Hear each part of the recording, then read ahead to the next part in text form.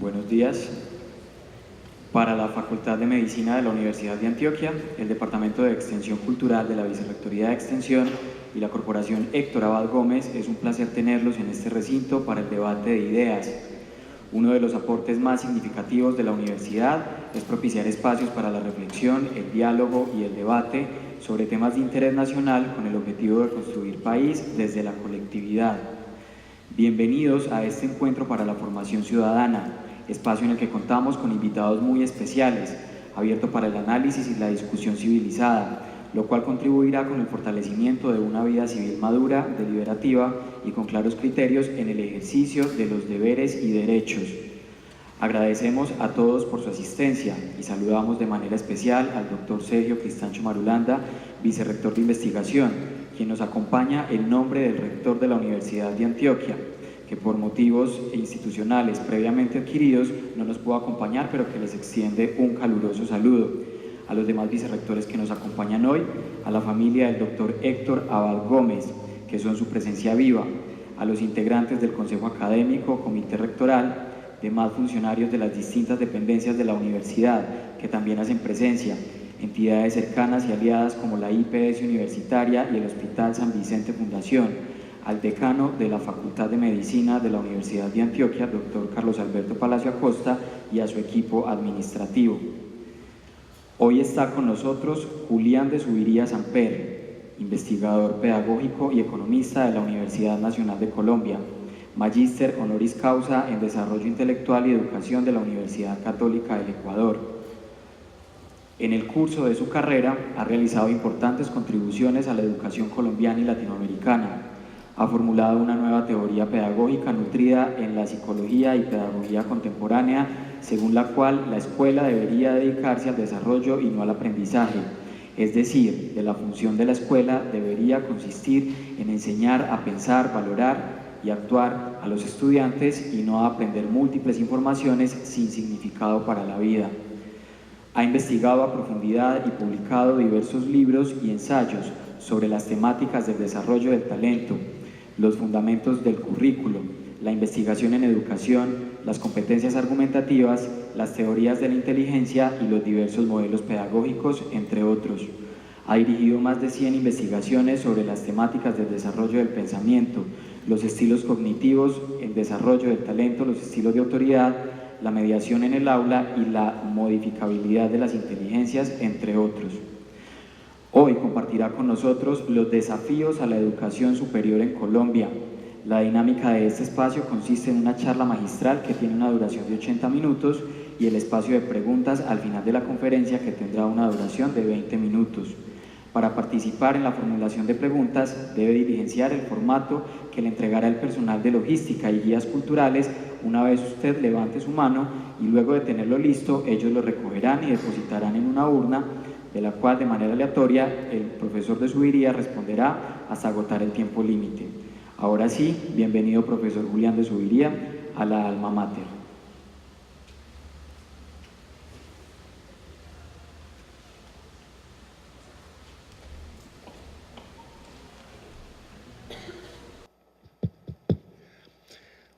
Muy buenos días. ¿Cómo están ustedes? ¿Cómo me les va? Para mí es muy honroso estar en la Universidad de Antioquia y en un día muy especial, con un lanzamiento de un texto que tendremos oportunidad de revisar con mucho cuidado, pero de una persona que hizo mucho en Colombia en torno a los derechos humanos. Entonces es un placer poder estar en el lanzamiento también del libro del doctor Héctor Abad Gómez. Voy a trabajar en torno a la pregunta de cuáles serían los desafíos que tendría la educación superior en este periodo. Voy a hablar básicamente de dos ideas. Una, cómo estamos en Colombia en el tema del derecho a la educación. Y dos, cómo estamos desde el punto de vista pedagógico las universidades, qué tipo de desafío están enfrentando. A nosotros nos han dicho durante los últimos años que Colombia ha invertido mucho en educación, nos han insistido en que uno de los supuestos ejes del gobierno anterior fue la educación. Uno podría encontrar distintas maneras para mostrar que esto no es cierto. La primera es la siguiente: el eje del programa educativo del gobierno anterior fue un programa que no estaba en el plan de desarrollo, que no fue conocido por los rectores de las universidades públicas, que no hizo parte del plan decenal, que no fue llevado al Congreso. Y a pesar de todo eso, fue acordado en una universidad privada y fue convertido en el eje de la política educativa. Tuvo un nombre muy pomposo, Serpilo-Paga, bonito en realidad como nombre, pero uno puede ver que es poco importante la educación para el país cuando que es el programa nuclear del gobierno de Juan Manuel Santos, apenas cubría al 2% de los egresados de la educación media. Entonces, no puede ser que el principal programa educativo de 540.000 jóvenes que se gradúan cada año apenas atendía a 10.000 de ellos. Ahora, con un costo muy alto. Son 4 billones de pesos los que se han transferido a la educación privada, 4 billones de pesos. La nueva ministra informó desde el primer día que todavía tenía un faltante de 2 billones de pesos porque los recursos que tenían no alcanzaban para el mantenimiento de ese programa. Si uno mira un periodo de tiempo más largo, también puede verificar que no es cierta la afirmación de que ha aumentado mucho la inversión en educación. En 1994 nosotros estábamos invirtiendo en educación del PIB el 4.2% y hoy estamos invirtiendo el 4.5% del PIB. El gobierno se comprometió a invertir el 7%. Y esos 3 puntos de diferencia, pues 2.5, pues implicarían, Colombia tiene un PIB de 900 billones, esos 2,5 puntos que están faltando son unos 25 billones de pesos que estarían faltando por invertir si el gobierno hubiera cumplido lo que se comprometió al inicio de invertir el 7%. En realidad, la ministra hizo un anuncio muy impresionante hace unos días. Este es un trino que yo puse en red que ilustra un poquito este problema.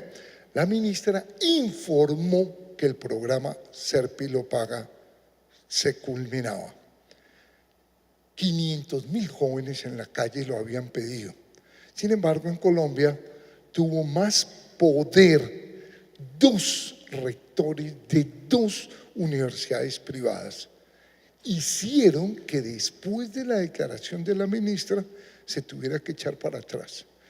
Y esos recursos van a continuar en un programa que no podían llamarlo de la misma manera, porque eso sí daría un poco de pena, que este grupo político que duró 8 años mostrando una enorme ira, una enorme pasión contra el programa del presidente Juan Manuel Santos, pues usara el eje de su política educativa, entonces lo van a llamar Generación E. Pero esa Generación E en el fondo es muy similar al programa Serpilo.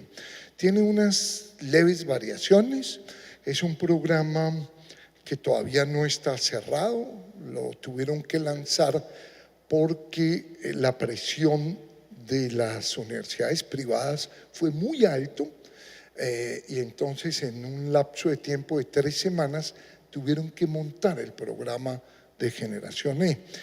Y no está todavía claro cómo va a funcionar. Hay algunos cambios leves frente a Serpilo Paga.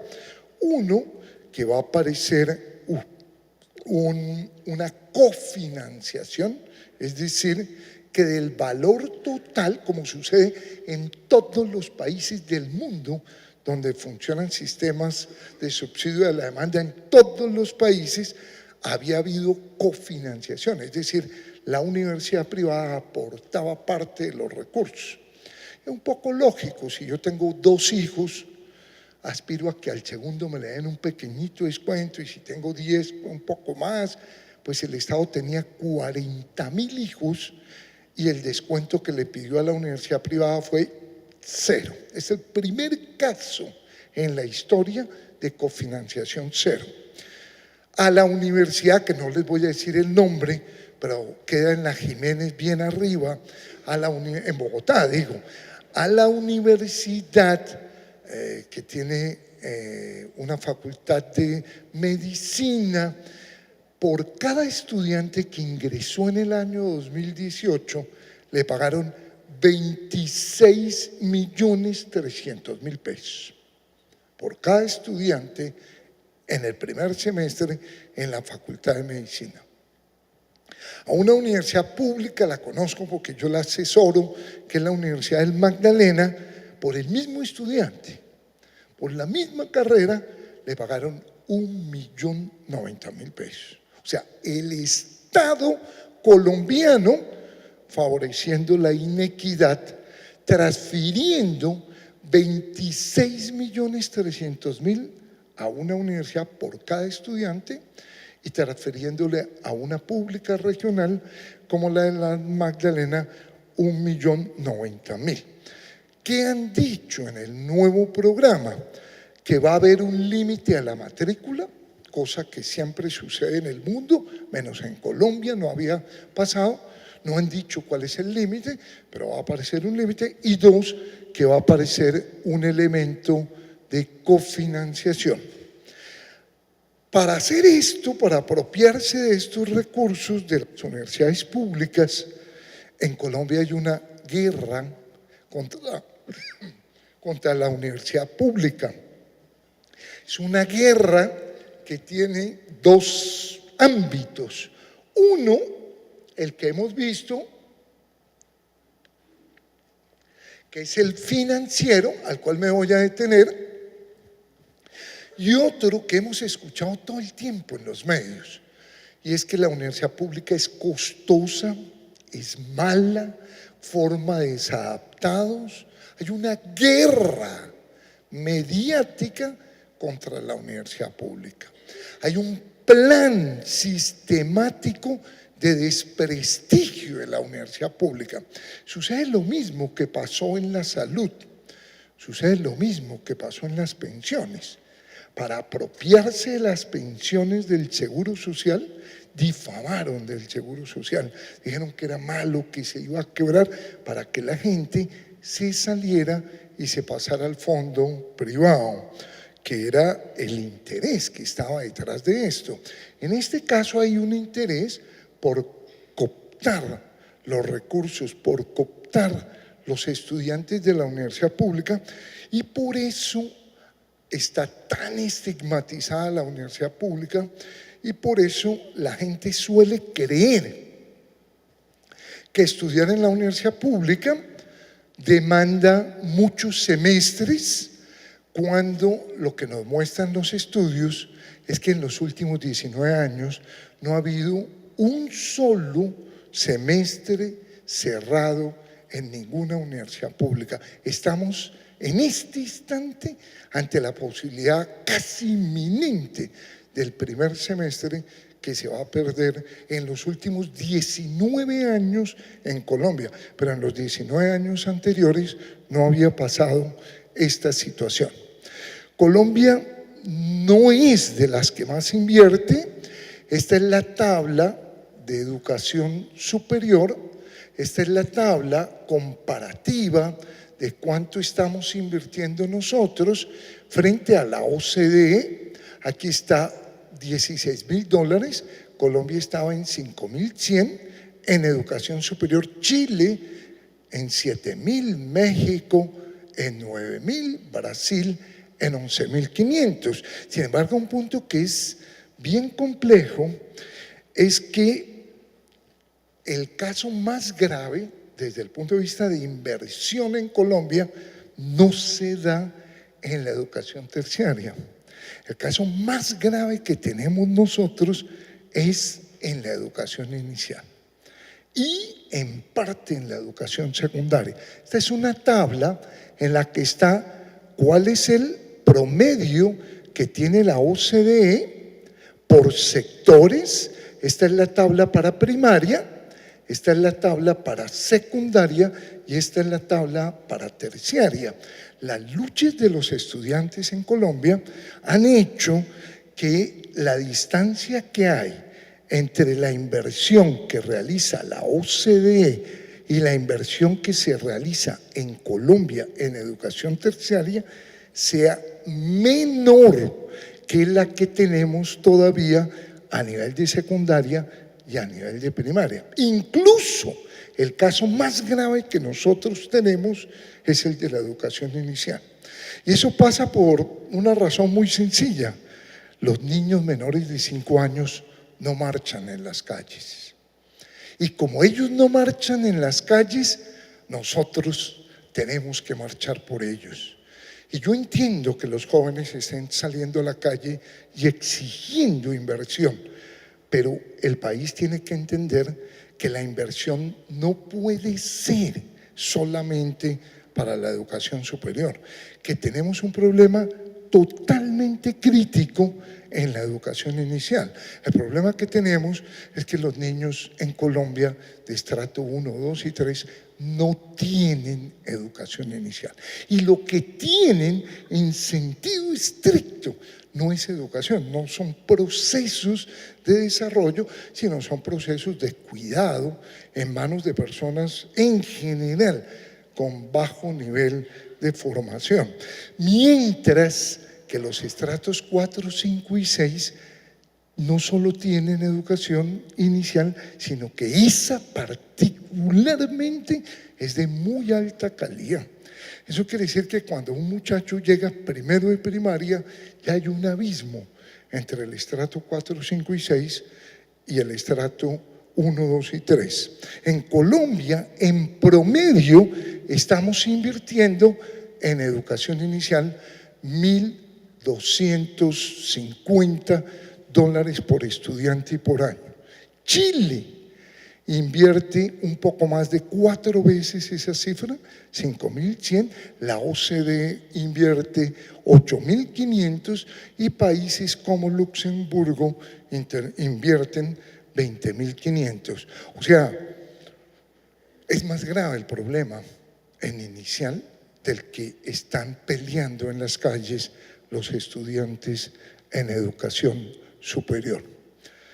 La parte triste en educación superior, porque me voy a concentrar en ese tema, es que en Colombia cada año salen de la educación media 540.000 jóvenes.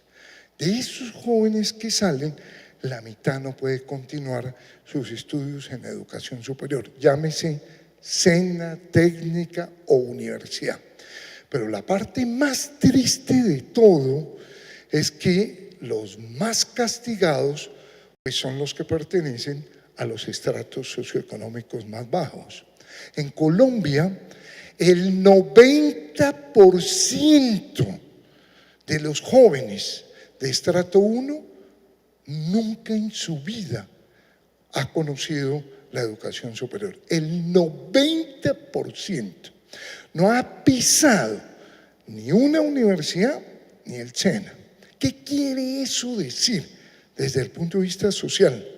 Que esos jóvenes están condenados a la miseria, no tienen ninguna posibilidad de salir de la miseria, porque una persona de estrato 1 cuyos hijos no lleguen ni al SENA ni a la universidad de por vida. Él, sus hijos y los hijos de ellos están condenados a la miseria.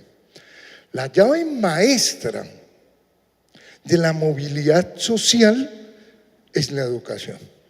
La única posibilidad que tiene una familia de estrato 1 para transformar socialmente, para ascender socialmente, es la educación.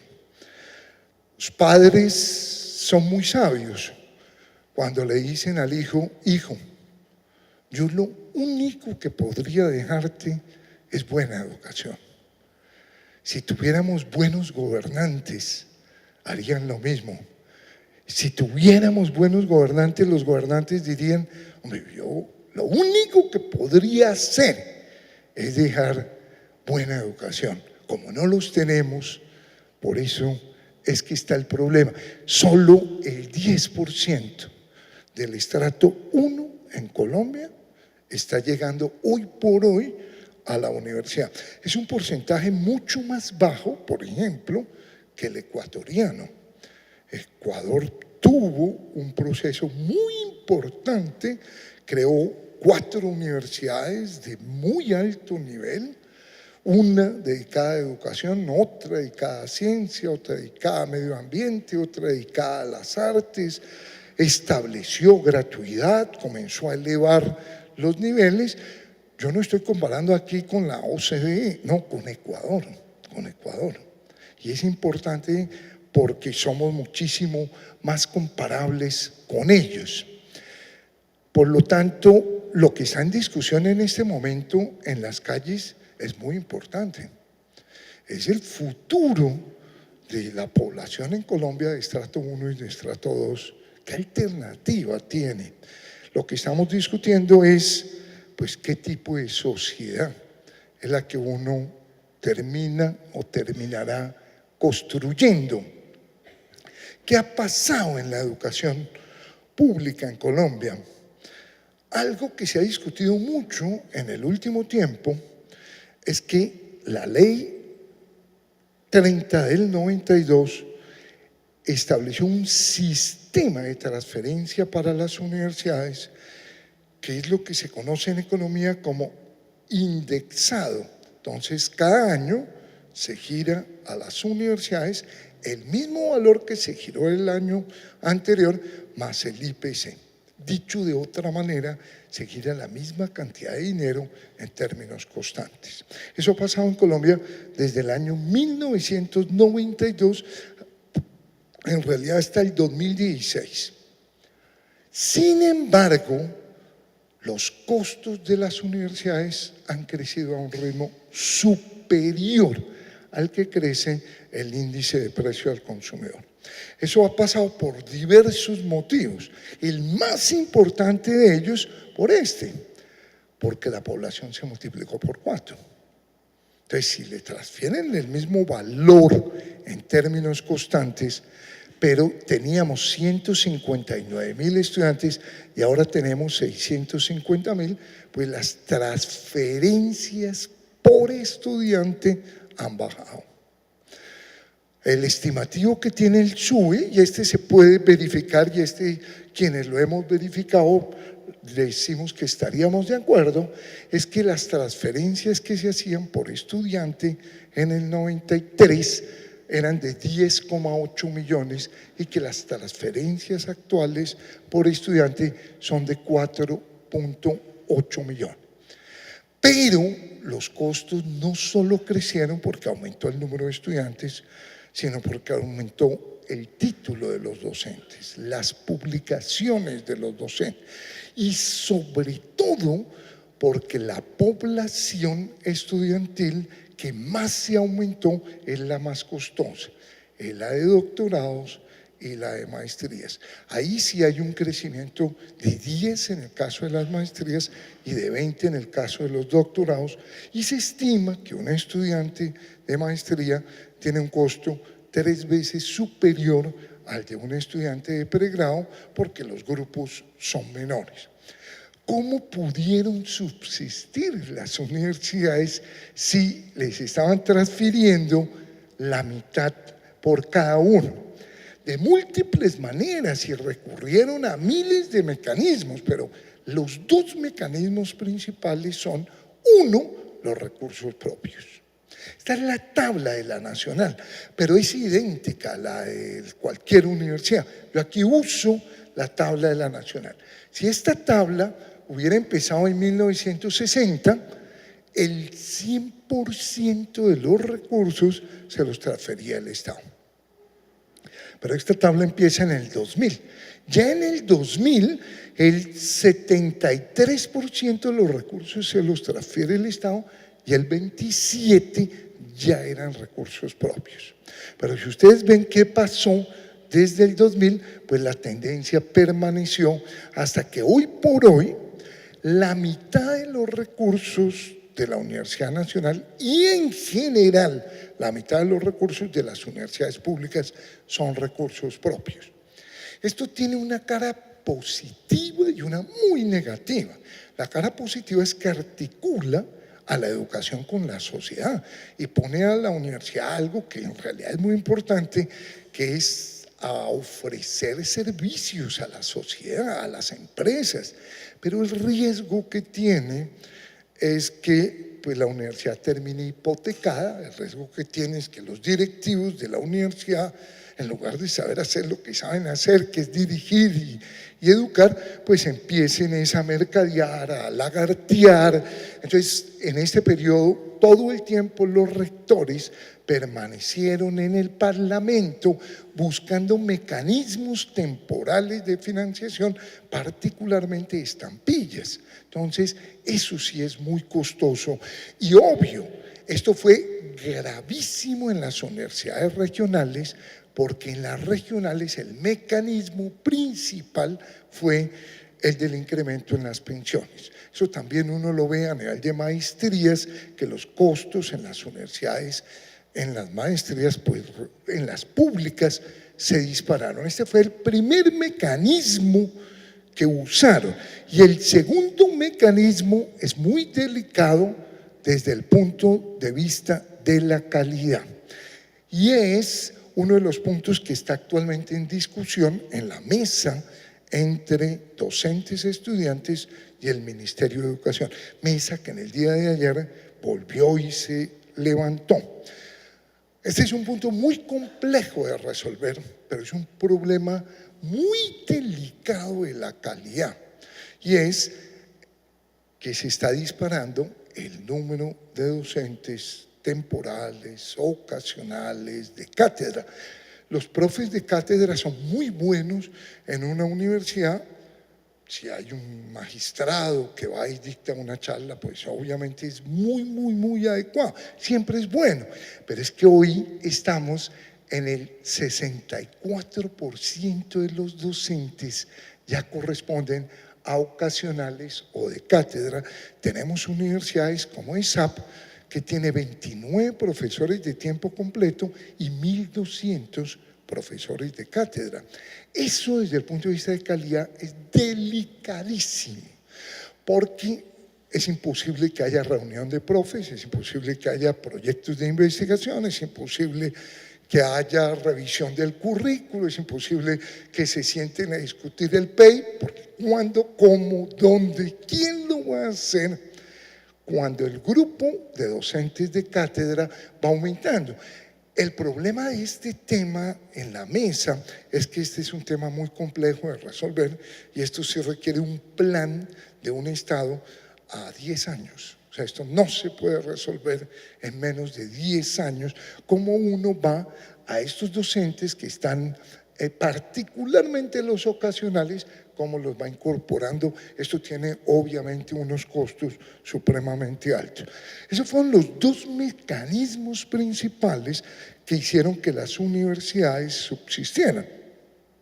Sin embargo, los cálculos del CHUE son difíciles de verificar porque corresponden a expectativas cuando dicen que hay un faltante de 15 billones en infraestructura ese sí es un cálculo que uno no puede verificar. O sea, yo no puedo ni decir sí, más, menos, porque depende de qué es lo que usted considere que le está faltando en tecnología o en infraestructura o bueno. Un punto que es decisivo entender es el siguiente. Esta tabla que les voy a mostrar es una tabla que el ministerio construyó y una vez llegó a este resultado lo guardó bajo llave. Yo tuve la fortuna de que me dieron las llaves de ese cuartico y pude acceder. Y llevo un año insistiendo en que las universidades no pueden evaluarse por las pruebas Saber Pro, por una razón que es elemental de entender. Las pruebas Saber Pro nos dice dónde llegaron, pero no nos dice dónde entraron. Entonces yo empecé a insistir hace 2 años en que el país tenía que construir pruebas de valor agregado. ¿Qué es una prueba de valor agregado? Al resultado de Saber Pro, yo le descuento el Saber 11. Entonces, eso sí me dice que fue lo que hizo la universidad. Resulta que en Colombia hay universidades que tienen, por ejemplo, que caen la Jiménez con segunda, en Bogotá, que tienen un muy buen Saber Pro. Pero resulta que el Saber 11 de los muchachos que ingresan allí es muy cerquita al Saber Pro. Dicho de otra manera, no son tan buenas universidades como parece, porque reciben muchachos gráficamente aquí y los entregan aquí. La hipótesis que yo tenía es que muchas universidades públicas los reciben acá y no los entregan acá, pero se acercan bastante. Esta segunda sería una mejor universidad. Si yo solo tengo en cuenta Saber Pro, es como si yo en una carrera de 100 metros, algunos arrancaran con 80 metros de ventaja, otros con 50, otros con 30 y otros desde la raya.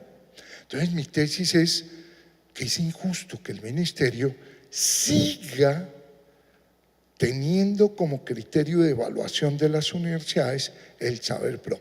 Cuando yo empecé a decir eso en medios, una persona del ministerio me dijo, lo que usted está pidiendo ya lo tenemos. Entonces yo dije, bueno, me dijo, estas son las llaves y esta es la prueba. Estas son pruebas hechas en el 2015 para ver qué tanto valor agregaron las universidades. Obvio, es muy complejo decir que una universidad es mejor que otra. Esto es una pregunta difícil, esto es una aproximación. Esta prueba apenas se acerca, pero es mucho mejor que Saber Pro, mucho mejor. No es comparable una universidad con énfasis en doctorado a una universidad con énfasis en maestría, a una universidad, a un tecnológico, no es lo mismo. Entonces las tablas son distintas. Esta es la tabla hecha en el 2016 para universidades con énfasis en doctorado. Y uno podría hacer esta afirmación: la mejor universidad de este país con énfasis en doctorado, no sé si ustedes lo leen desde ahí, es la Universidad de Antioquia. Este es el valor agregado. La segunda es el externado, la tercera ICESI, y esta es una profunda sorpresa, la Pedagógica Nacional. Eso pasa porque la pedagógica trabaja con una población en Saber 11 más abajo todavía. Entonces, recuerden que es valor agregado. En los debates que yo sostuve estos últimos 3 años contra el programa Serpi lo paga, entonces yo le decía al creador del programa, Roberto Sarama, de la Universidad de los Andes, la universidad más beneficiada del programa, la Universidad de los Andes, la única universidad que hizo un estudio de evaluación, la Universidad de los Andes. O sea, lo diseñó, se benefició y lo evaluó. Y al evaluarlo dijo, es muy buen programa para la Universidad de los Andes. Y es verdad, eso sí, digamos, hay que reconocerlo. Ahora, el debate yo le planteaba esto. Yo puedo afirmar que es mejor universidad la pedagógica que los Andes, desde el punto de vista que agrega más valor. Pero en la universidad pedagógica hay 3 estudiantes Serpilo y en la Universidad de los Andes 2.500. ¿Por qué el Estado, si sabe que tiene universidades muy buenas, transfiere los recursos a la educación privada? Y eso no lo pudo nunca contestar. Por lo tanto, estas pruebas son muy interesantes. La quinta, la Universidad Nacional, y estas son por enfoque maestría, y aparece la primera, la distrital, la segunda, la UIS, y ahí vienen unas universidades privadas. O sea, uno puede decir lo siguiente: aunque hay una guerra en Colombia contra la educación pública, aunque le han quitado los recursos, la educación pública está haciendo bien la tarea. No toda, porque hay una educación pública que es muy mala. Es la educación pública que controlan los sectores políticos en algunas regiones. Esa es muy mala. Y una de las tareas que tenemos es quitarle esas universidades a los gamonales, a los latifundistas en la zona. Eso también es verdad, pero uno puede afirmar que la educación pública es de muy alta calidad. Ahora, ¿por qué estos resultados están bajo llave? Porque estos resultados son contrarios a la política del Estado.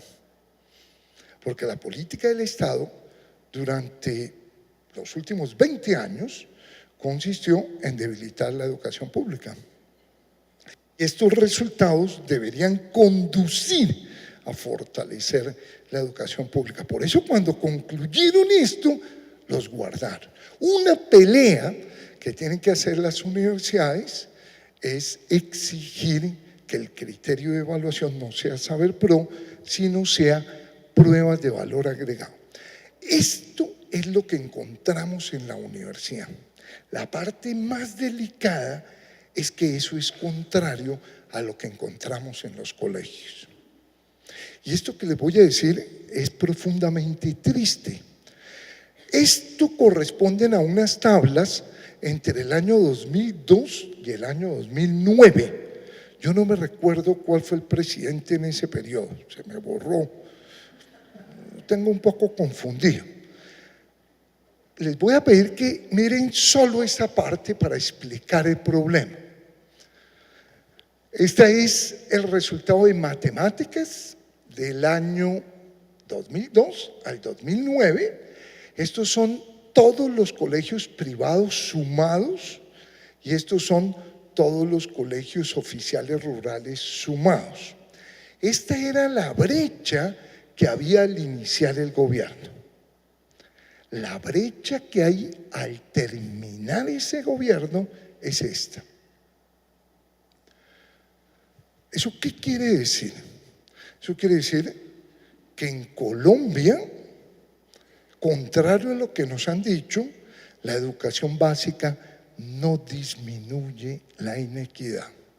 La educación básica agrava las inequidades.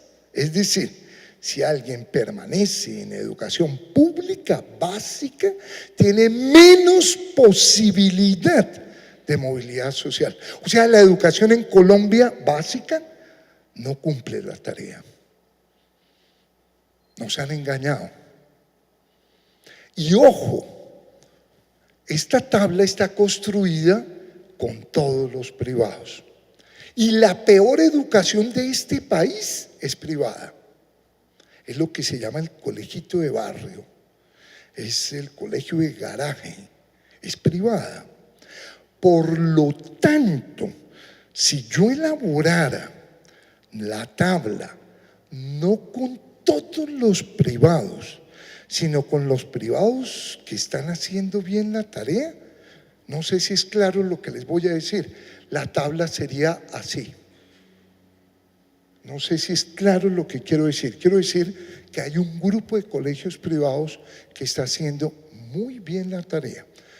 Nosotros lo tenemos estimado en 780 colegios, que cada año están mejorando.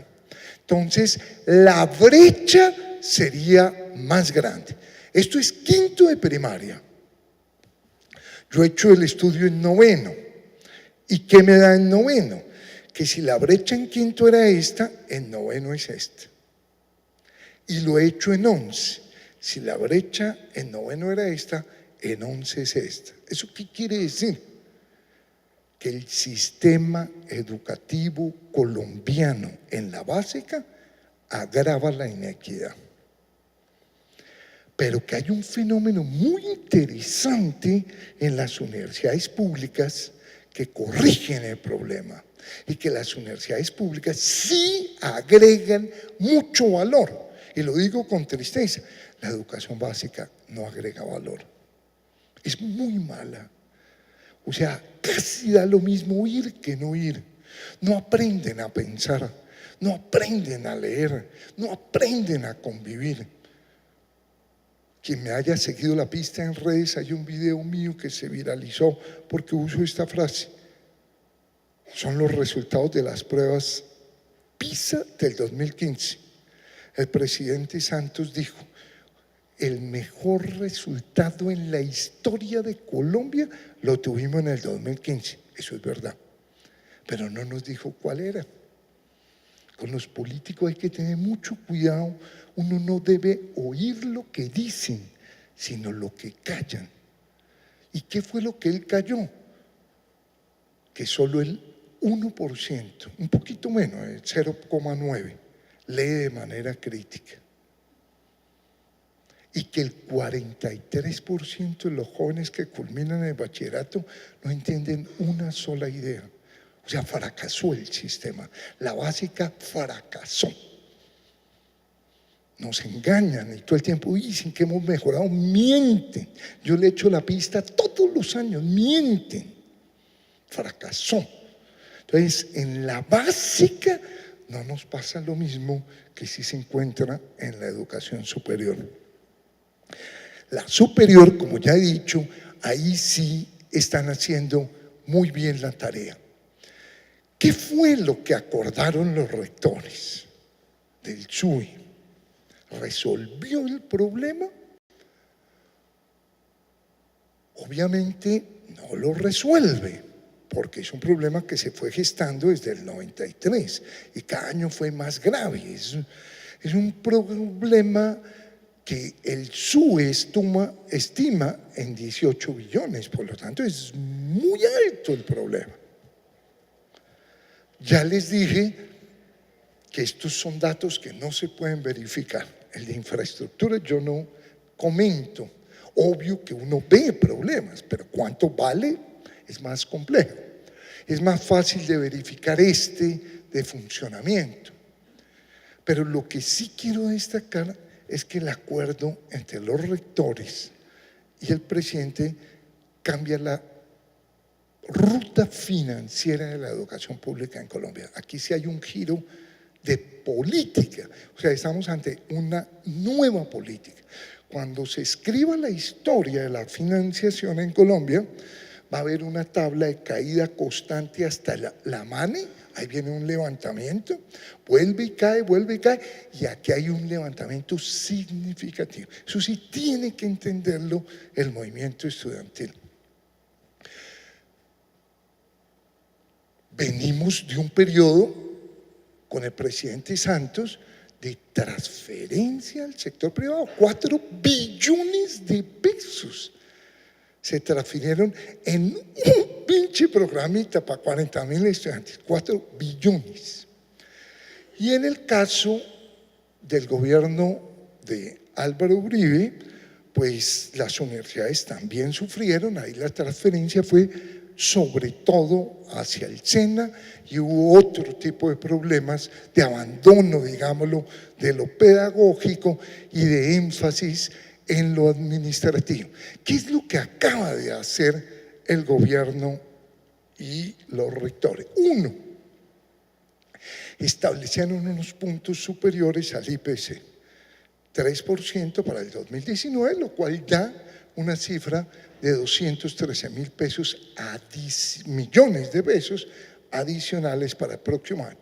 Y una cifra de IPC más 4 para los siguientes años. Es un buen acuerdo. Ese punto es un buen acuerdo. Desde el punto de vista de gastos de funcionamiento, es muy cercano al estimativo del CHUE. El CHUE calculó que en la última década, cada año se incrementaban los costos en IPC más 4,7. Ese es el cálculo. Lo que acaban de negociar los rectores es muy cercano, es IPC más 4. Por lo tanto, esto es una cifra relativamente adecuada. Son 1,1 billón. Tiene un problema gravísimo, y es que es un acuerdo con un gobierno, no es un cambio en la ley 30. Yo le he pedido a los estudiantes que no vayan a pedir cambiar la ley 30 en el gobierno más conservador que hayamos tenido en las últimas décadas, porque nos ponen religión y cívica y el manual de Carreño para el ingreso a las universidades. Que ojalá la pelea consista, por favor modifiquemos el artículo 86 y 87, punto, no toquen la ley 30. Y eso que les digo es bien serio, porque en la básica ya viene un programa para incorporar el manual de urbanidad, como si ahí estuviera el problema de una cultura heredada de la mafia, como la colombiana, que estableció la ley del vivo, y como si eso se fuera a resolver mediante el estudio del manual de Carreño. Entonces, ese es un punto que en el Congreso se está discutiendo. Hay un grupo parlamentario trabajando para que lo que se acordó con los rectores sea el cambio que se establezca a la ley 30 y que quede establecido que para la educación superior la transferencia es IPC más 4 puntos. ¿Qué se dijo en el caso de inversión? En el caso de inversión sí el apoyo fue relativamente bajo. En el caso de inversión hubo dos giros. Uno, que fue un monto de 300.000 millones por año en términos nominales. Eso sí quiere decir que en el otro año es un poquito menos, en el otro un poquito, eso sí son cifras nominales. La que acabo de decir también es una cifra nominal. Dicho de otra manera, habría que descontarle la inflación al 1,2 billones. En este caso aparecen 300.000 para un total de 1,2 billones y aparecen unos recursos de regalía que pues en sentido estricto no son potestad de un gobierno central, pero que cuando las regalías no han sido transferidas, sí hay la potestad para que el gobierno pueda tomar centralmente la decisión sin que pase por los organismos regionales. Este sí es un monto relativamente menor, son 1,2 y 1, o sea, 2,2 billones. Eso es relativamente bajo para el estimativo del CHUE, que fue de 15,2 billones. Por lo tanto, sí sigue faltando un recurso a nivel de inversión. ¿Qué es lo destacable del acuerdo? Pues el cambio en la política pública. Eso sí, es un giro en lo que vino pasando los últimos 25 años. Este giro, sinceramente, se ganó, y esta sí es una paradoja de la historia. Este es el movimiento estudiantil más exitoso de la historia reciente. Es impresionante lo que consiguió, pero está totalmente amarrado, está sin capacidad de negociación, está en una situación muy difícil de negociar. Esas sí son las paradojas, y eso pasó pues porque el triunfo lo recibieron los rectores, porque los rectores fueron a la reunión. Yo creo que hubo un error político del gobierno. Si cita simultáneamente a rectores, a estudiantes y a profes, hubiera sido otra la situación. ¿Son buenos los recursos para funcionamiento? A mí me parece que el movimiento estudiantil le dio una lección al país. Es un movimiento en términos generales muy creativo, es un movimiento muy organizado, es un movimiento muy pacífico. A mí me emocionó ver que si en la Plaza de Bolívar en Bogotá estaban arrinconando a la policía, salía un cordón de estudiantes a proteger la policía, porque el problema no es la policía, el problema es la política de un Estado, y esa distinción a veces el movimiento estudiantil no la comprende. Creo que fue muy feo, muy triste que no hayan tenido en cuenta a los estudiantes y a los profes, no los hayan ni siquiera invitados al almuerzo, los hayan desconocido. Eso va a ser muy complicado. Lo que pasa, esta mesa no avanza y tiene muy pocas posibilidades, aunque hay temas muy importantes. Si los estudiantes se concentraran en temas nuevos, como por ejemplo el de inversión en Colciencias, tendrían posibilidad y tendrían apoyo del país. En el fondo del ICETEX, 52% no ha podido pagar la deuda. Bueno, es un tema, pero si se siguen concentrando en las transferencias para el 2019, yo creo que ahí no tienen posibilidad los estudiantes de triunfar. Pero ¿qué puntos hay que destacar? Bueno, la educación llegó al centro del debate nacional, eso sí es único en la historia colombiana.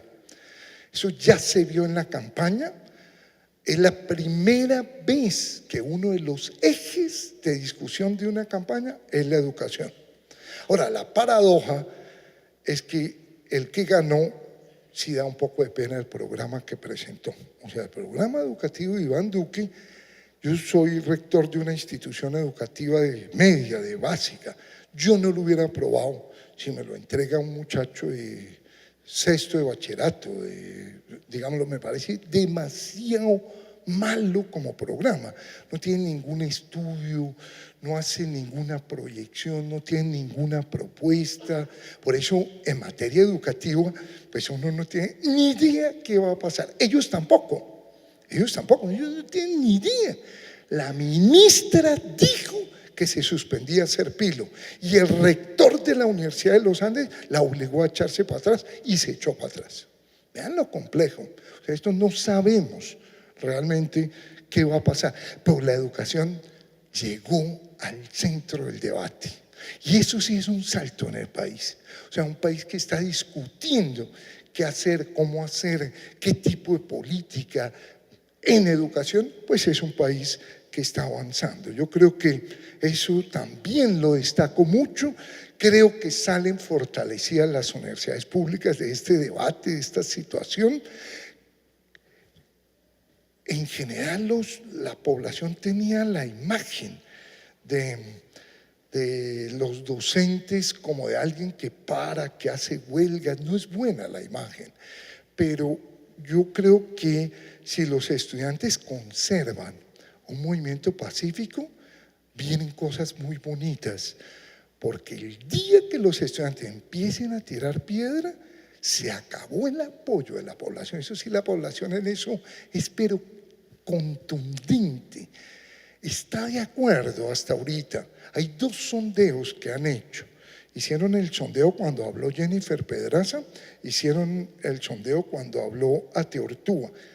Cuando habló Jennifer Pedraza, el 96% de quienes participaron en el sondeo de Pregunta Yamit estuvieron de acuerdo con las marchas de los estudiantes. Eso es nuevo en la historia de Colombia. Eso es totalmente nuevo. Como también es totalmente nuevo que las marchas del 10 de octubre estuvieran encabezadas por los rectores. Eso es nuevo en la historia de Colombia. Y que estuvieran marchando las universidades privadas. Eso es nuevo en la historia de Colombia. O sea, hay hechos nuevos. Es bastante interesante.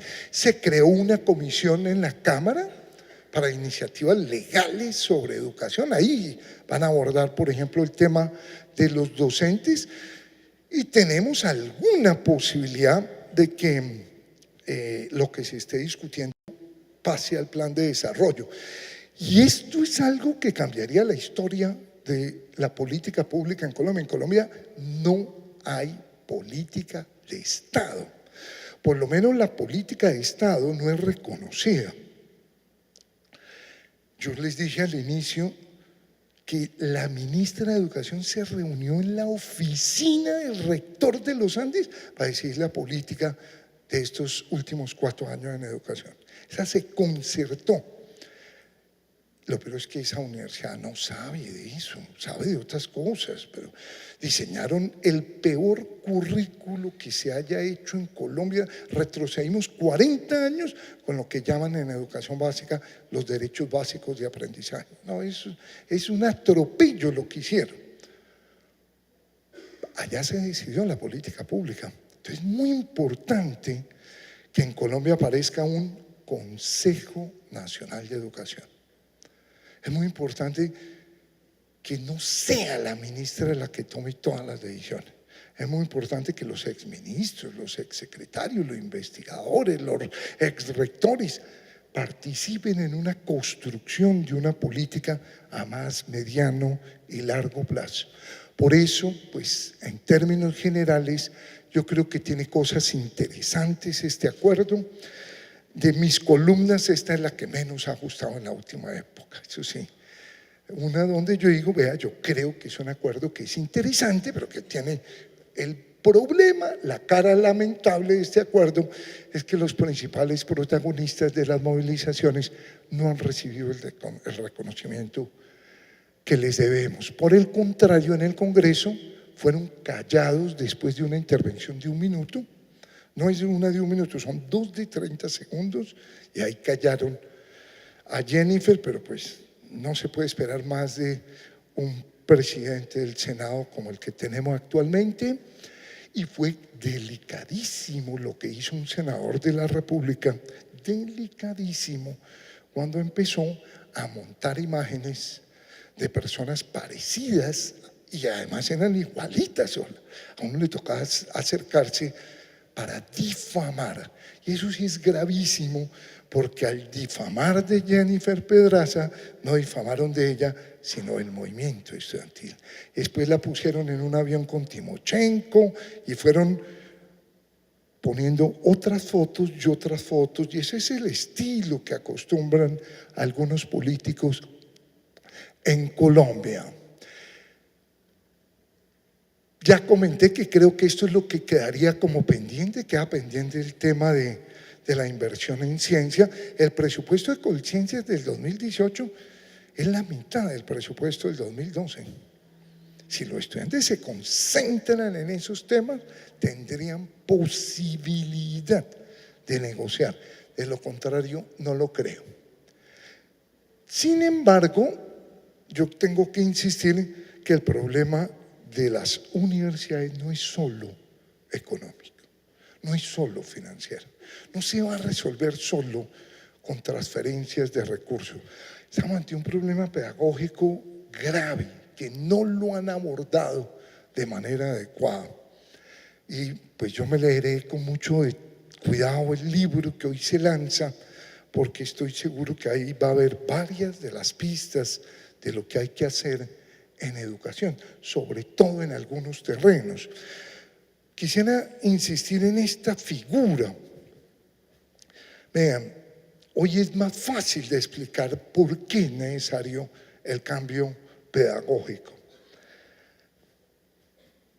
Prácticamente en los últimos 40 años, una de las revoluciones más grandes que ha habido es que sacamos del cerebro humano la información y la comenzamos a depositar en objetos externos al cerebro.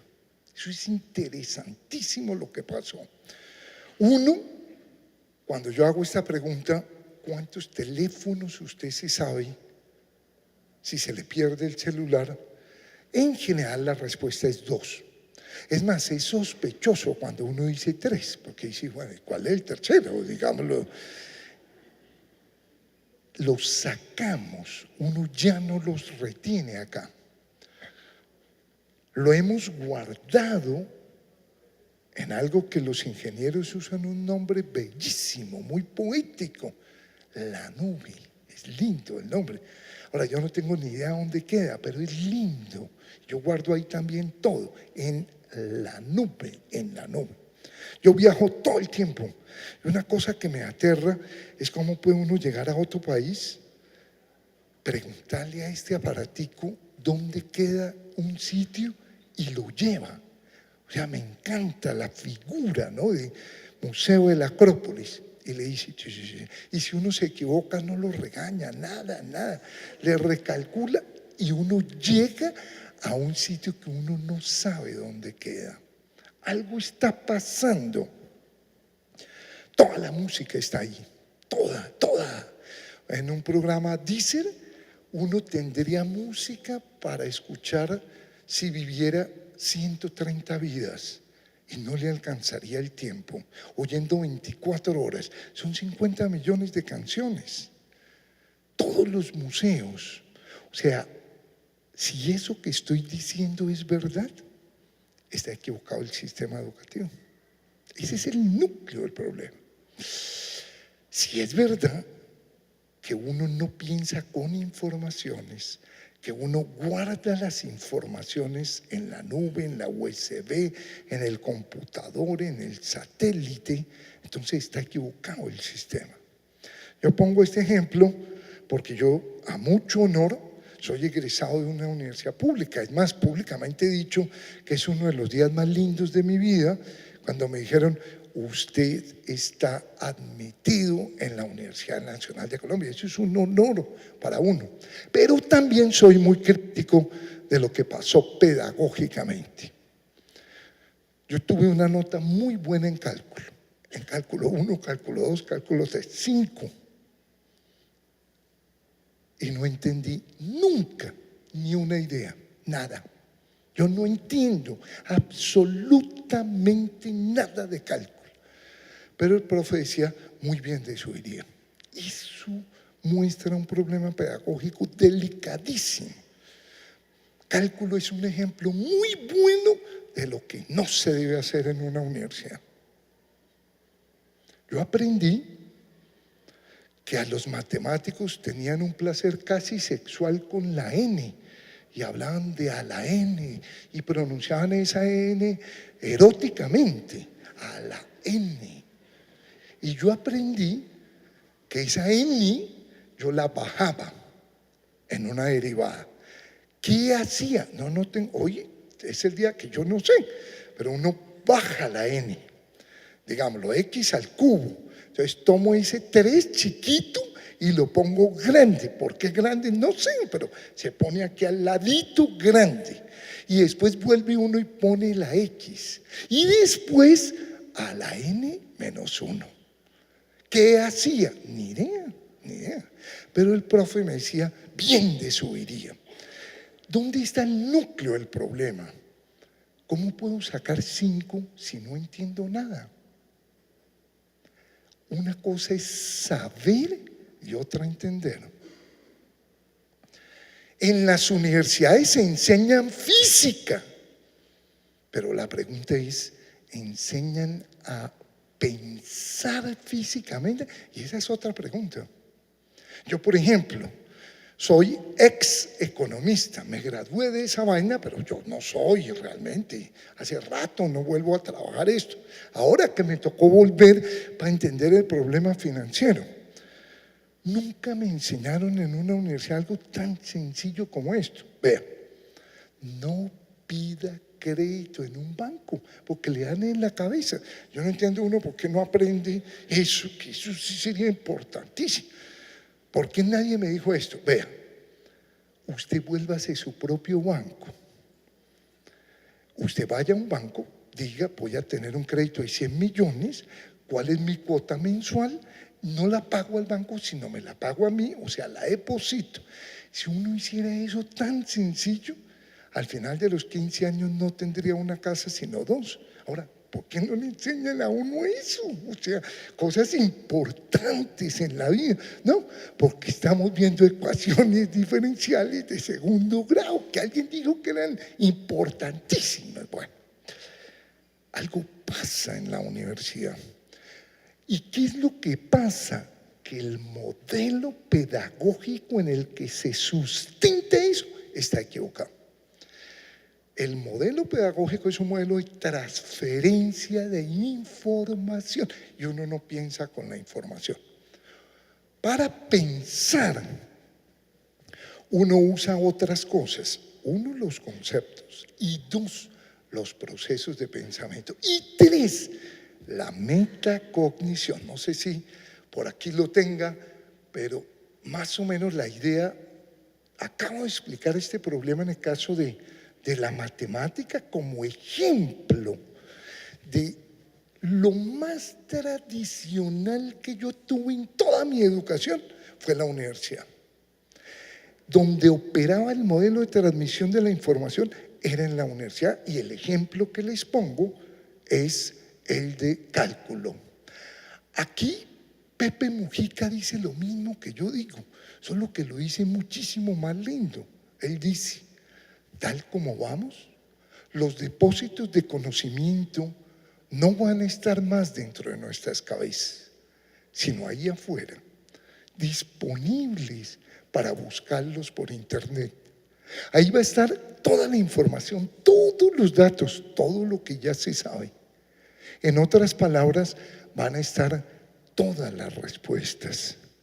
Lo que no van a estar son todas las preguntas. O sea, esto sí implica un cambio en el modelo pedagógico dominante en la universidad. La universidad todavía no ha dado respuesta, por ejemplo, a la globalización. Todo el mundo es globalizado y todo está intercomunicado, menos la educación.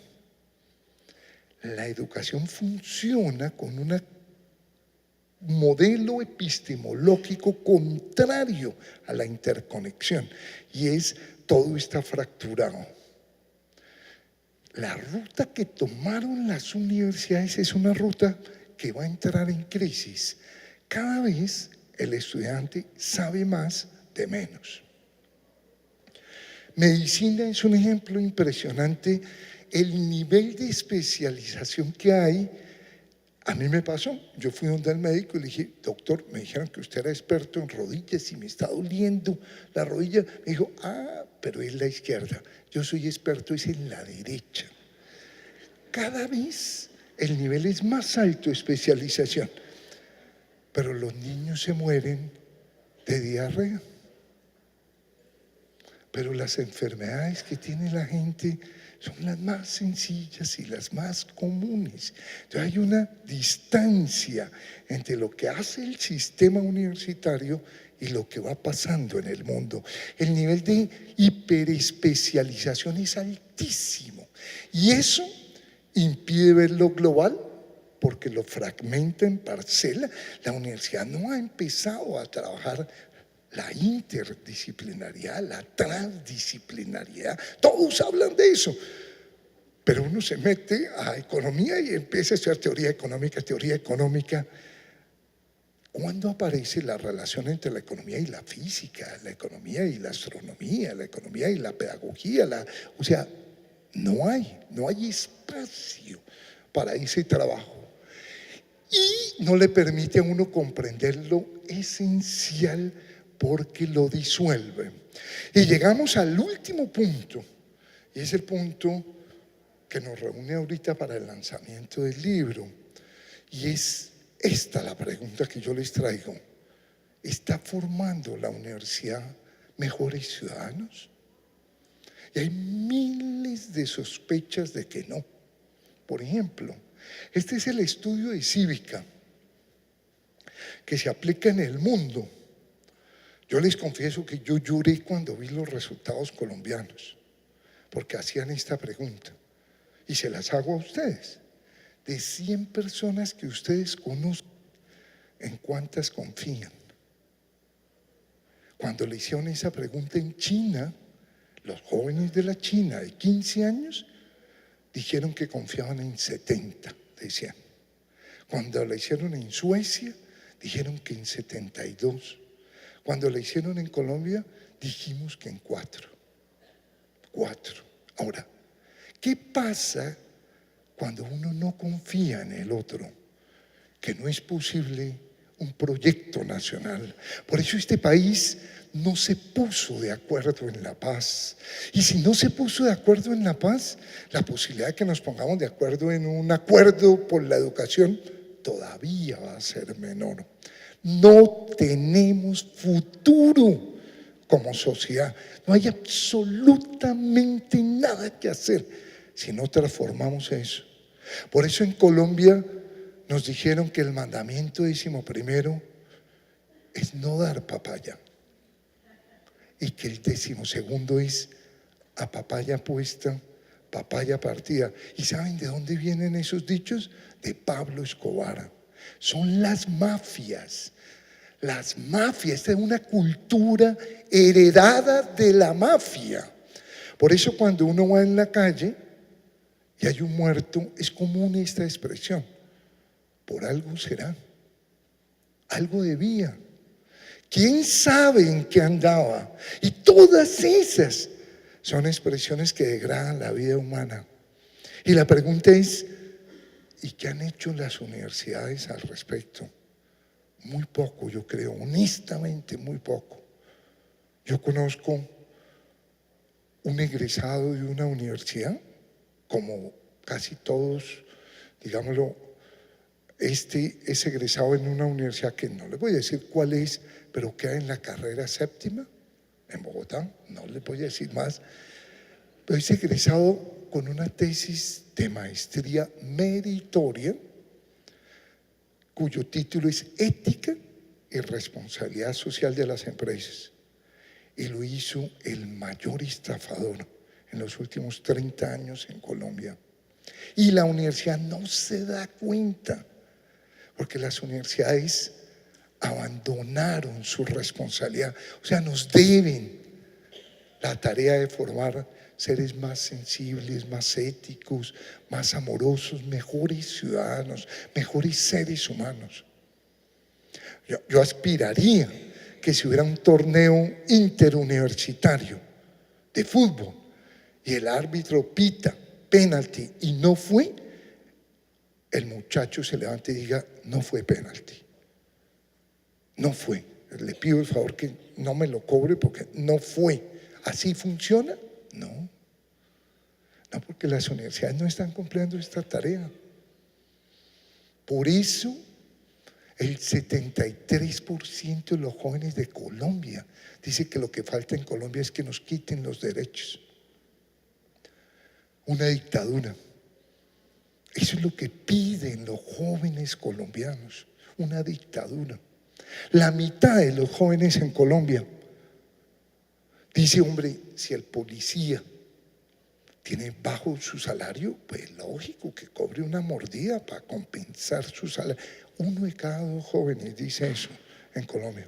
1 de cada 2 jóvenes dice: hombre, si a mí me nombraran en el Estado, pues yo llevo a toda mi familia y yo llevo a todos mis amigos, porque si yo no lo hago, alguien lo hace. Si yo no robo, alguien lo hará. Esta es una cultura heredada de la mafia, heredada de la guerra, y las universidades siguen enseñando derivada de x al cubo 3x a la 2. O sea, en esto han sido totalmente irresponsables. Hace muy poquito, hace como un año, no menos, fue en este año, en la Universidad del Magdalena, los padres de familia estaban pagando 26 millones para ingresar a una universidad pública, suplantando a la persona con 2 pilos de la Universidad del Norte, 6 pilos de la Universidad de los Andes, pagando por algo que debería ser un derecho, ¿no? Muchos tuvimos en la vida muchos privilegios. Lo que están pidiendo los jóvenes en la calle es que esos sean derechos, no solo para los que tuvimos el privilegio. Entonces, a nivel ético hay muchas dudas de qué está haciendo, y por eso, si hiciera una síntesis, diría que, ahí sí se me fue esta, que 3 tipos de desafíos tiene la universidad a nivel pedagógico. 1, en el modelo pedagógico, en cuál es el rol del docente, cuál es el del estudiante. Yo estoy proponiendo, en un debate en el que estamos en la Nacional, que en el año 1 todos los estudiantes ingresen a asignaturas como debate. Esa es una asignatura distintísima a lo que se suele hacer en las universidades, que son cátedras magistrales. Debate en torno a un tema, no importa el tema, es una asignatura para consolidar procesos de pensamiento, argumentación, deducción, inferencia, lectura crítica. Pues un país donde menos del 1% lee de manera crítica no es una democracia. Manipulan a la gente con estos niveles. Es fácil manipular a alguien que no lea de manera crítica. Lo asustan, como nos asustaron con el coco, nos decían a nosotros, y ahora el nuevo coco es Venezuela, pero es la misma, digámoslo, es para que uno obedezca. Entonces, hay que repensar el modelo pedagógico. El rol del estudiante dentro del proceso, el rol de la mesa de discusión dentro del proceso, el rol del debate dentro del proceso, el rol de la transmisión de la información, la necesidad de desarrollar pensamiento crítico.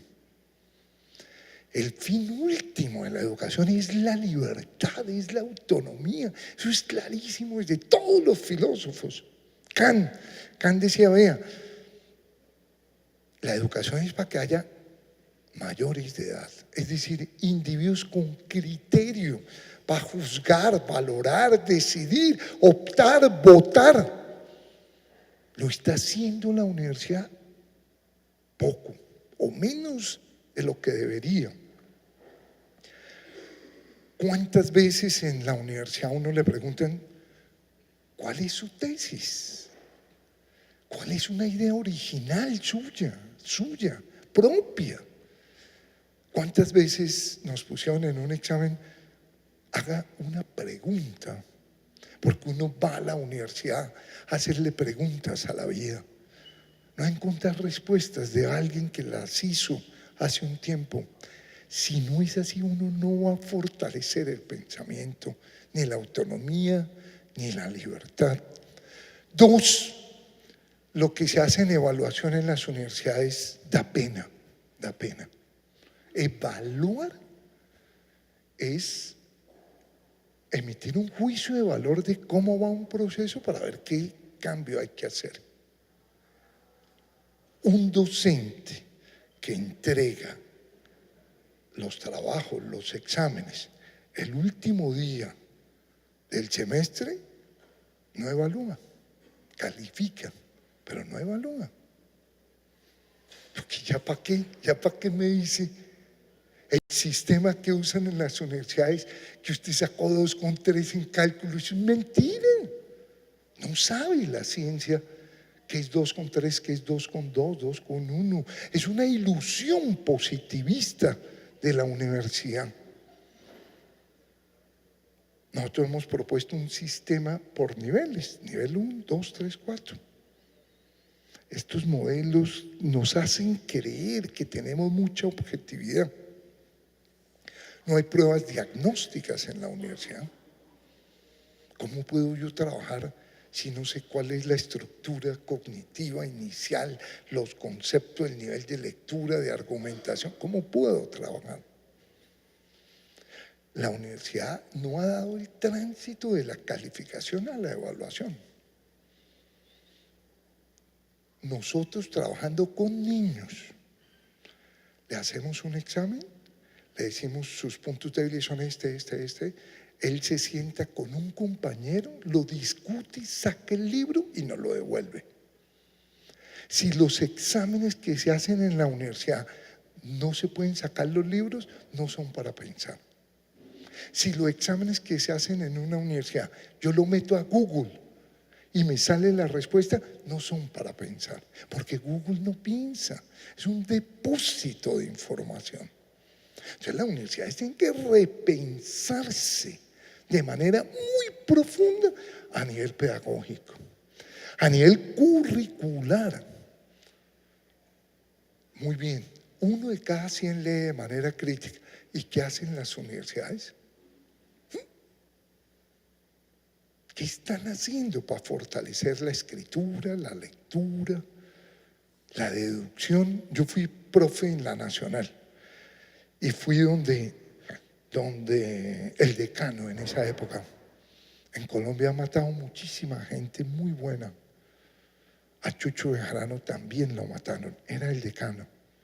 Y yo le decía, yo no puedo enseñar economía a muchachos que tienen tan débiles los procesos de pensamiento. No puedo, porque la economía son puros procesos deductivos. Si aumenta la cantidad de dinero, entonces hay más demanda, entonces hay una presión sobre los precios. Todo eso son cadenas deductivas. Entonces, si alguien tiene mal los procesos deductivos, ¿y qué hacen las universidades? Nada, nada. La mitad de los jóvenes se les van. Y a mí me dijeron en la Nacional, es sencillísimo. Se van porque no leen en inglés y por problemas económicos. Y yo empecé a hacer pruebas con los muchachos que se habían recién ido. Y les dije, están equivocados. Y les demostré una cosa muy linda. Si el muchacho tenía novia o novio, no se iba.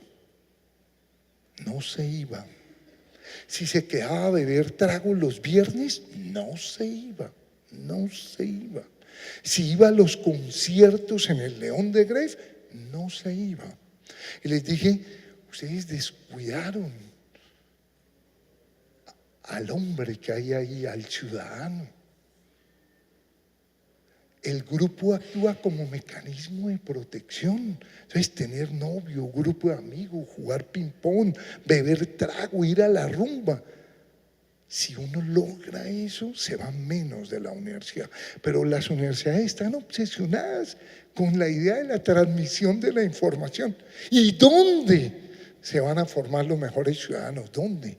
Porque a nosotros nos han dicho que es que la universidad es para formar para el trabajo. ¿Y dónde nos formamos para la vida? Porque nosotros no vivimos al mundo solo a trabajar, también a beber cerveza y bailar y enamorarnos y contar una poesía y echar un cuento. Oiga, el ser humano es mucho más complejo y las universidades han descuidado todo ese grupo de dimensión. Eso implica un cambio curricular. Hay que plantearle los dilemas del aborto, de la eutanasia, todo el tiempo. O sea, eso es educar. O sea, es que educar es formar un mejor ser humano, punto, punto. Y si en un torneo universitario, como les dije hace un minuto, el árbitro se equivoca al pitar el penalti y el estudiante de todas maneras lo cobra, fallamos. Nosotros, los educadores, fallamos. Porque no es un mejor ser humano. Pero están obsesionados con la idea, lo estoy preparando para el trabajo. Y cuando se hacen encuestas a empresarios, los empresarios las tienen más claras. Yo me he revisado 15 estudios que opinan los empresarios sobre la educación superior. Ni uno solo dicen que están mal en cálculo infinitesimal. Ni uno. No lo conozco. Todos dicen, hola, no saben trabajar en equipo. Pero ¿a qué horas? Si el profe dice, trabajo en equipo, y los estudiantes dicen, listo, usted hace las conclusiones, yo el prólogo, usted se lee este libro, usted este otro, y el profe no media el trabajo. Un trabajo en equipo tendría el equipo que decir, profe, no nos pusimos de acuerdo. Él cree esto y yo creo esto. Uno diría, estos manes sí trabajaron en equipo, porque así son los equipos de seres humanos. Los empresarios dicen, no saben leer, no saben leer. Los empresarios dicen, hombre, si les va mal, se frustran, no tienen tolerancia. Pero ¿a qué horas si en las clases no se trabaja eso? Pues es que nos equivocamos de prioridad. Eso se ve reflejado en el currículo, eso se ve reflejado en el sistema de evaluación, que no es de evaluación, sino de calificación. Por eso el estudiante le dice, profe, ¿aprobé? Esa pregunta es absurda. Esa pregunta no es de evaluación, es de calificación. Profe, ¿aprobé? Y esa es la única pregunta. Profe, ¿aprobé o no aprobé? Y en el modelo pedagógico, ese es el reto que tenemos. Yo estuve hace muy poquito, y con esto sí termino ya, comentando un rector de una universidad en Francia, École 42, para que vean qué está pasando en la educación en el mundo. Y el rector decía, la universidad que creamos, oigan bien, no tiene profesores. Llegan los estudiantes, allí es una facultad gigantesca de ingeniería de sistemas, estos son los problemas, los trabajan con quien quieran, cuando quieran, a la hora que quieran, como quieran. No tienen que ir a clases, absolutamente nada, porque las empresas concluyeron que ir o no a la universidad en esa área no servía. Y que es mejor ver si saben resolver problemas, punto. Vienen cambios muy fuertes. Por eso, pues, una cosa que es relativamente triste es las empresas están tomando la educación. Y de alguna manera tienen razón porque no la estamos haciendo bien. Por eso los empresarios, insisto, tienen bien claro el problema. Lo que dicen los empresarios es lo que sabría cualquier educador, que en el fondo lo clave son las competencias transversales para pensar, comunicarse, convivir. Eso es lo clave. Entonces, tendríamos que pensar en el desarrollo del pensamiento crítico, en el tema de ahora de las competencias ciudadanas. Yo recuerdo un debate con Antanas que yo le decía, vea, educar implica trabajar la cabeza, el corazón, las manos simultáneo. Y él me decía, no, yo pondría un letrero en la universidad que diría, se aplaza la práctica. Y para mí él estaba en eso muy equivocado. Por eso yo les ponía el ejemplo que a uno en economía le enseñen cómo invertir el dinero y cómo le dan en la cabeza a los bancos. Y pues eso para mí, eso es parte nuclear del trabajo que uno debió tener. Yo pues termino con asignaturas como esta, proyecto de vida. ¿Quiénes son ustedes? ¿Por qué son quienes son? ¿Por qué se enamoraron de quienes se enamoraron? ¿Por qué están estudiando en una pública? ¿Por qué esa carrera? Si uno no se hace esa pregunta, ¿ahí cuándo? ¿Cuándo? ¿Y quiénes quieren ser en la vida? ¿De quién están agradecidos ustedes? ¿A quién les hubiera encantado darles un abrazo? Si eso no lo aborda la educación, entonces ¿quién? O sea, la educación se confundió en tanta maraña de informaciones, dejamos de lado lo básico, que es la formación. Yo les di este dato, el 96% en los sondeos está de acuerdo con los estudiantes en la calle, yo también, yo creo que tienen todo el derecho. Y como les dije durante la charla,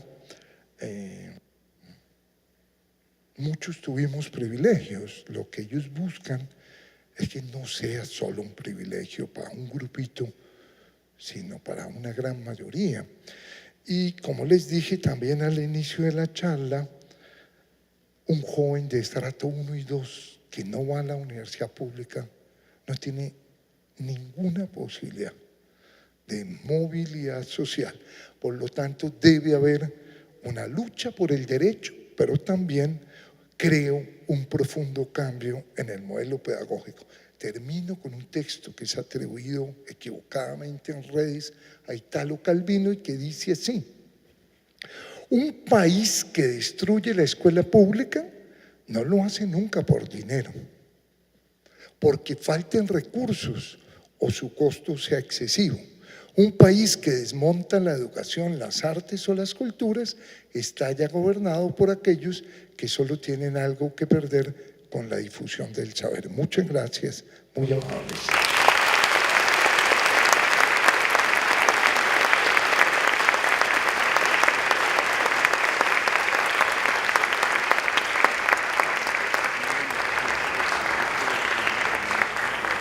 Muchas gracias a usted, profesor de Zuviría, por esta presentación. Vamos a proceder con las preguntas que fueron previamente realizadas por ustedes en los formatos dispuestos para estos. Se las hemos entregado al profesor y él las responderá aleatoriamente. Le agradecemos, profesor, entonces que procedamos y les informo que él las responderá según lo permita el tiempo, que son 20 minutos. Muchas gracias.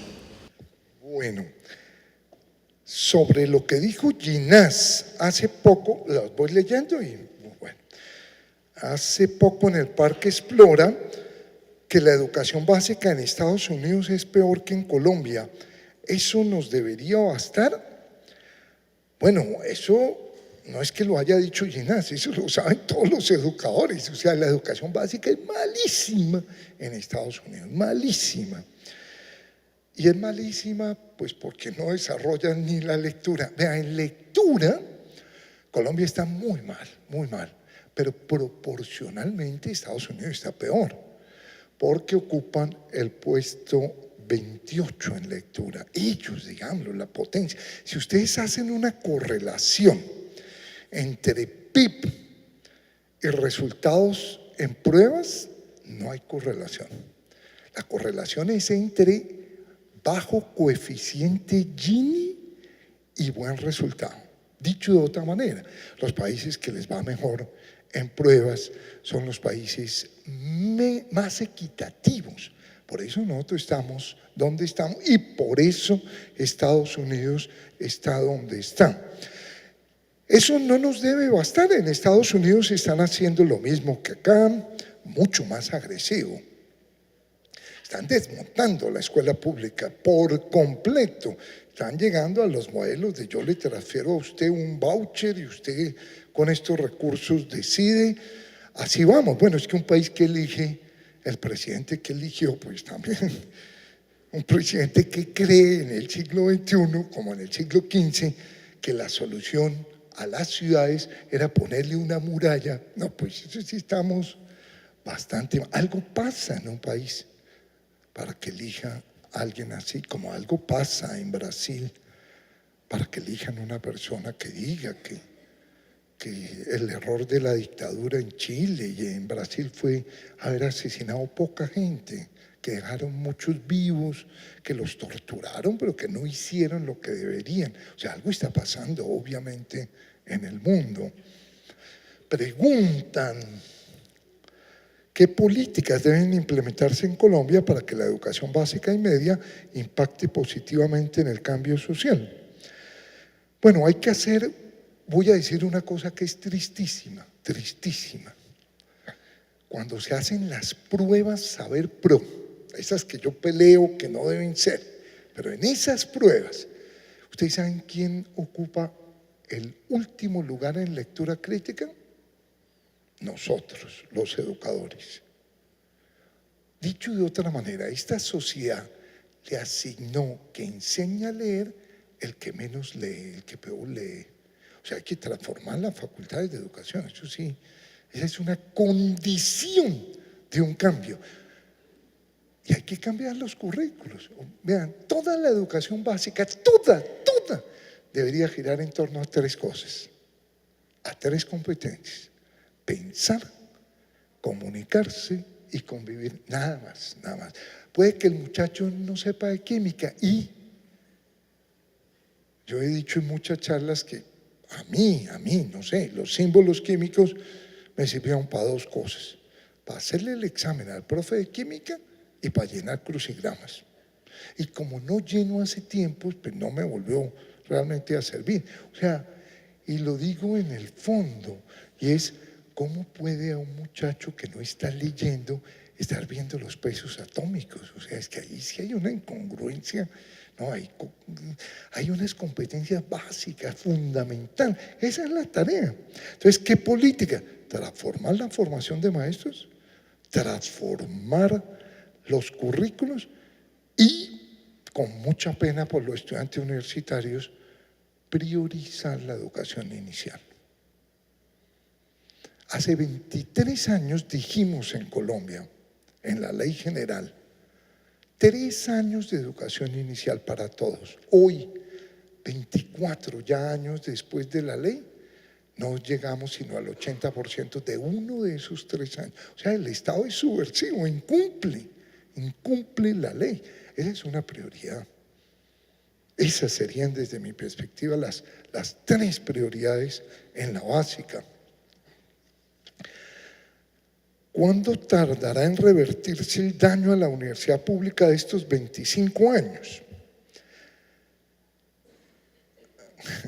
¿Por qué Colombia debería apostarle al subsidio a la oferta y no a la demanda?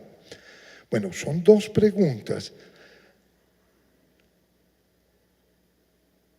En buena medida por lo que dije, y es porque la educación pública está haciendo bien la tarea. Podría estar haciéndola mal, pues la educación, las mejores universidades de este país son públicas. De las 10 mejores universidades, 7 en enfoque doctoral son públicas. El 52% de las universidades públicas están acreditadas, en tanto solo el 10% de las privadas. Los grupos de investigación son el 70% de la investigación universitaria se hace en la educación pública. Eso no quiere decir que no haya que mejorar muchas cosas en la pública, ojo.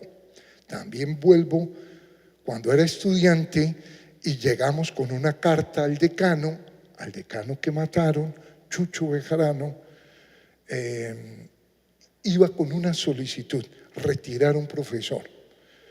Y Chucho Bejarano nos dijo, vean, lo único que yo puedo hacer a este profe es el peor profe que yo haya tenido en mi vida. Lo más malo lo tuve también en la Universidad Nacional. Y Chucho nos dijo, lo puedo mandar a servicios hasta que ahí hagan otra carta y me lo devuelvan. En los últimos 50 años, ¿saben cuántos profesores han salido de la Universidad Nacional por malos?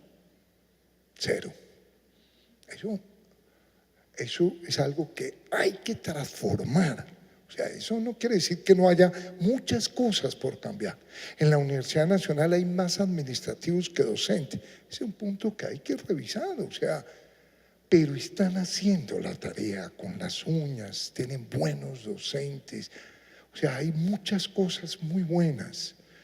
Por eso me parece que hay que fortalecerlas todavía más. Mi propuesta, que no pegó, yo la llevé al Senado, fue pasemos de seleccionar estudiantes pilos a seleccionar universidades pilas. Esa es mi propuesta. Pero yo no creo que uno deba pelear las peleas que va a ganar, porque yo no hubiera peleado ninguna. Yo creo que uno debe pelear las peleas que debe pelear. Es decir, las causas justas puede que uno las pierda, pero ¿qué importa? Son justas. Yo seguiré peleando esa idea de que los recursos deberían ir a las públicas. Si no hacemos eso, ya lo dije, no hay movilidad social en Colombia. No hay ninguna posibilidad. ¿Cuándo tardará en revertirse el daño a la pública? Bueno, hay una política mundial para golpear la universidad pública. El que encabeza esto es el gobierno de Estados Unidos. Ese es el que va en la punta. En Colombia, yo creo que lo que hicieron los estudiantes en la calle frenó temporalmente un poquito este proceso. Vamos a ver. Entonces sí son cambios políticos más complejos. Vean, yo dediqué mi vida a cambiar la educación, pero el tiempo me enseñó que la educación está embrionada con la cultura y que cambiar la educación es cambiar la cultura. Por eso es tan difícil. Por eso los sectores tan poderosos como la iglesia, como el Estado, como los empresarios, vigilan tanto lo que pasa en la educación. Entonces no es fácil, pero hay que intentarlo. O sea, yo soy parte de las generaciones de mayo del 68, es decir, la que me enseñó que había que intentarlo. Nosotros creíamos que se podía cambiar el mundo, no lo cambiamos, pero lo intentamos. Es más, lo seguimos intentando. Creo que ese es un poco el espíritu.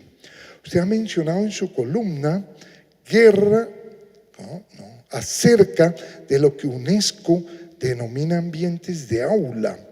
¿Qué lugar juegan los docentes en el proceso del desarrollo humano? Sí, la conclusión de UNESCO en América Latina es bellísima, que la calidad no depende de la infraestructura ni de la tecnología. Si dependiera de eso, pues Estados Unidos sería la potencia. No, depende del clima del aula.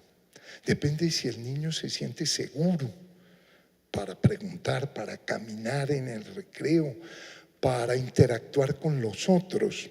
¿Y qué papel juegan los docentes? Pues los docentes pueden cumplir un papel. O sea, un buen docente cambia la vida de una persona. Un buen docente podría cambiar la vida de una generación. Yo estoy seguro que un docente como Héctor Abad cambió la vida de muchísima gente. Estoy totalmente seguro de la capacidad infinita de un buen docente para construir mundos, para transformar personas. Detrás de la gente que llega lejos, siempre hay un buen docente. O sea, es impresionante en sentido positivo y en sentido negativo. Es impresionante el daño que hace un mal docente. Es impresionante. O sea, y es impresionante el daño que hace una mala educación. La educación colombiana no ha contribuido al tejido social, a la productividad, a la creatividad. O sea, para bueno o para malo, el papel de un docente y de la educación pues son decisivos. El problema del valor agregado de la educación básica y secundaria pública en Colombia, ¿qué soluciones desde su perspectiva se podrían pensar? Las que dije: 1, transformar el sistema de formación; 2, transformar el sistema, por ejemplo, de evaluación de docentes. Este sistema que tiene Colombia es el más malo de todos. Uno se filma un videíto, pues eso puede ser bueno para la industria del cine, digámoslo, pero para la calidad educativa lo que se hace en evaluación en Colombia no sirve. Pero un punto clave: el currículo. Hay que repensar por completo y ponerlo a girar en torno a las 3 competencias básicas de las que les he hablado: pensar, comunicarse y convivir.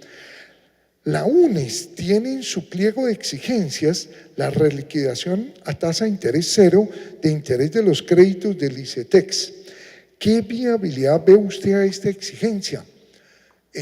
Relativamente alta. Yo creo que si los estudiantes dejan de pelear por los recursos para la universidad, yo creo que ahí no tienen ninguna opción y se concentran en otras peleas como esta, yo creo que la viabilidad es alta. Y esta es una pelea, curiosamente, en defensa de la educación privada, porque el 86% de los créditos son para educación privada. Pero es justo que una persona que haya obtenido un crédito con el ICETEX pues no quede endeudado de por vida y que depende de la capacidad de pago. Eso sí, digámoslo, no puede operar como un banco de crédito. Yo a esa pelea sí le veo viabilidad. ¿En qué consistió el cambio de la política pública de la educación superior a partir de los aportes que hará el gobierno luego de la reunión con los rectores? Pues que cada año le estaban transfiriendo menos y que hay una adición de 3,5 billones. Nosotros hicimos otra propuesta. Yo estuve en un grupo de la Nacional que entregó otra propuesta. Denos todo Serpi lo paga y en 2 años le tenemos los 40.000 estudiantes. Pero tiene más poder 2 rectores de la universidad privada que la Universidad Nacional, más los 500.000 estudiantes, entonces no ganó esa propuesta. Pero sí es un cambio. Yo creo que se equivocan los estudiantes si no se dan cuenta que por algo todos los rectores salieron de la reunión contentos, o sea, algo pasó. Pues pasó que les dieron 3,5 billones y pasó que apareció una fórmula que es la que la comunidad académica viene pidiendo, IPC más unos puntos. Y creo que IPC más 4 es lo que va a quedar en una modificación a la ley 30. Ese es el cambio. O sea, si es importante, sí. Eso sí, se equivocan los estudiantes si creen que a los rectores les dieron migajas. No, es un cambio en política. ¿Cómo formar a los nuevos docentes que se requieren para el desarrollo de las regiones? Bueno, el tema regional yo no lo mencioné, pero otro de los errores de Serpi lo paga es que no tuvo en cuenta ningún criterio regional. Eso quiere decir que para un estudiante de grado 11 de Toribío, Cauca, de Maicao, Guajira y de Bogotá le pedía el mismo puntaje. Eso es injusto. Tiene que haber criterios regionales, tanto para ver qué muchacho recibe la educación como para ver a qué universidad va. El 85% se fueron a 3 ciudades. Eso es equivocado. O sea, este país tiene que pensarse regionalmente porque la paz es regional. O sea, si uno no tiene una política regional, no sería posible. Y termino con la última, que sería esta. El país tiene múltiples normas y lineamientos para sembrar semillas de reconciliación y paz. El último mecanismo es el acuerdo de paz. Estos esfuerzos aislados no son suficientes. ¿Cómo la academia puede realmente aportar en la tarea de transformar esto? Bueno, obviamente, esto es triste, pero todos lo sabemos, la paz sigue en peligro en Colombia. O sea, esto es muy delicado. No nos pusimos de acuerdo en una cosa tan sencilla como que el grupo guerrillero más grande de América Latina iba a entregar las armas y la gente dijo no, queremos más guerra. O sea, este es un país anestesiado por la violencia. El día de más muertes en Colombia es el Día de la Madre. La mitad de las víctimas conocía al victimario en muertes por homicidio. Era su esposo o su hijo. Fue tomando trago. Estaban celebrando una fiesta y alguien sacó un machete. Es una enfermedad que se llama intolerancia. Y esa es promovida por grupos políticos. Porque es mentira que todos estamos de acuerdo con la paz. Hay 8 millones de hectáreas que les quitaron a los campesinos. ¿En manos de quién están? No, es que aquí ha habido beneficiarios fuertes. Por eso le temen tanto a la verdad. Claro. Entonces la paz sigue amenazada. ¿Quién puede resolver el problema de la paz? No van a ser la clase política, eso sí pueden estar seguros. La única es la educación. La única que puede cambiar esta cultura del vivo, esa cultura del atajo, que es la que alimenta la guerra, es la educación. Es una educación que nos enseñe que la belleza humana está en la diversidad. Es una educación que nos enseñe a respetar, pero más que a respetar, a valorar la diversidad. O sea, la belleza de los seres humanos, como en las flores, está en la diversidad.